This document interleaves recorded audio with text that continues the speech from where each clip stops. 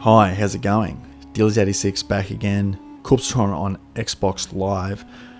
Today I am doing another video of City of Brass. This isn't a playthrough, this is more about movement strategies and movement techniques to make your high scoring run a lot easier. I'll be going into, it's really the main one, slide jumping, which not a lot of people know about when they've played this game, and this will make things a lot faster, a lot easier. The way we're going to do this is we're actually going to put on a blessing here. Now when you do blessings, they make the game easier. They also turn off the high scoring run, the normal high scoring run. You can do them with burdens, but as soon as you do a blessing, you're put into a different leaderboard. So it's not recommended if you just want to play around a bit, but not if you're trying to do high score. So we're going to do the remove time limit blessing. So that means we have as much time as we want to stuff around, try out the mechanics, and see how we go. So let's start the game. I'm going to start with the Fool. He is the base character. So we'll try and find a long stretch in this generation. We'll clear out all the enemies first. Here we go, this looks alright.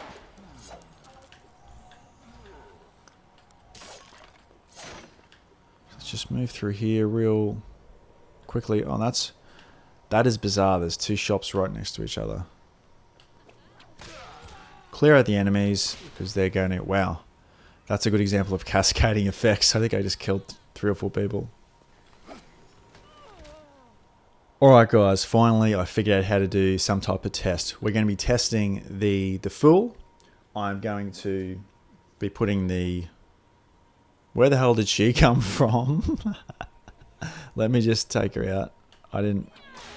That was really... Oh, she was hiding in here. There's a secret area in here. So what we're going to do, we're going to run from this wall all the way to this pot here. And we're going to time it. So we'll start at the pot, put our backs right up against the pot, or the genie, the buy station. I'll just call it the buy station. This is going to be our test. So we're going to test walking.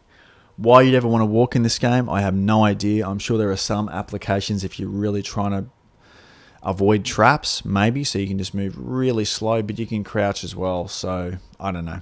I would just leave it off. You toggle that on and off. So we're going to try walking first, and we're going to time it. I will give a general indication of how fast I think it is. So 3, 2, 1, let's go. As soon as we touch that wall, that is the end of the the run, I guess. Oh, there we go. So I'll put a timer up there, and we'll see how long that took. Now we'll go back. I'll run back for a start. We're using the base character because I think the ratios are all exactly the same, character to character. So the Helion might be a lot slower in general, but the difference between walking and running and slide jumping, which we'll get into, are going to be very similar. So now we're going to try running. So 3, 2, 1, let's go. I'll put the timers up when I edit this video. And we stop. Stop the timer. That was a lot quicker. It's still not super duper fast. Now we're going to try the next movement speed, which is...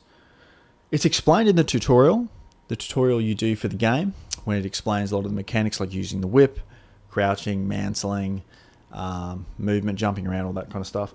And it does explain that it gives you a speed boost, but they don't explain that you can chain them together and you can move around really quickly. So we're going to try slide jumping. It might take me a few attempts to get the fastest possible run, but we'll do that now. So 3, 2, 1.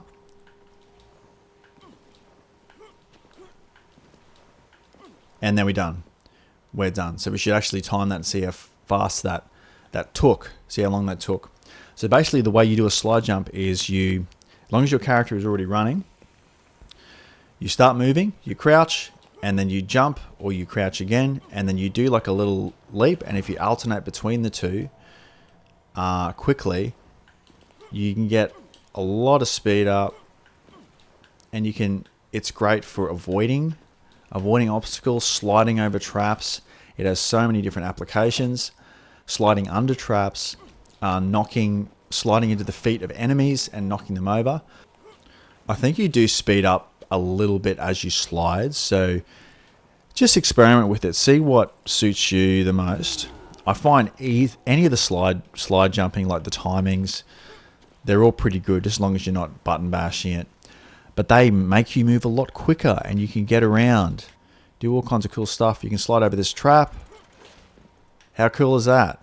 I just totally avoided that trap without using the without slowing down to whip it. You can just, someone's angry.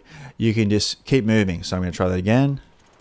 I mean, you narrowly miss it, but you can't do that if you're just running. So I'll just run. You're going to get hit. But if you slide jump, do it again. I didn't even set it off then.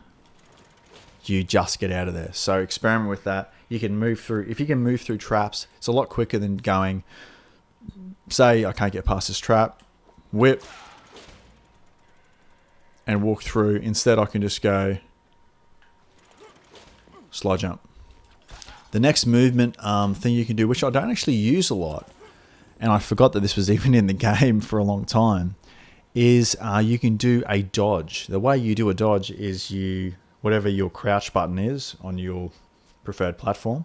I'm using Xbox One, that's B. On PlayStation, I guess that would be square, I think. Square or circle. So what you do is if you're moving left or right or back, you can, and you double tap the crouch button, you do a little dodge like that. It's very subtle. You can't do it if you're moving forward. You just kind of crouch down or slide jump if you're running. If you're walking, no, it doesn't do anything. It doesn't matter. You have to either move left, right, or back. So that would be, I guess, a good way to get out of the striking range of someone. If you're just about to be struck, you can very quickly move back and double tap, or move left and double tap. Yeah, so I find the slide jumping is quite useful for platforming as well, because you can. It's like a little long jump. It's enough to give you the speed you need. You run an enemy and you slide into their legs and you trip them over. And if you have the abrasive soles on, you can actually hurt them with that. I'll show you something else really cool. No, that wasn't it. With the whip, you can actually whip the arrows out of the air. Nope, she didn't aim. Aim at me, come on. And I whipped it back at her then. How cool is that? So there's a lot of projectiles that you can whip back at enemies. That is kind of a little bit difficult to do with that particular character. So you can see that with your movement. You can, the more you practice it, the more agile you will get.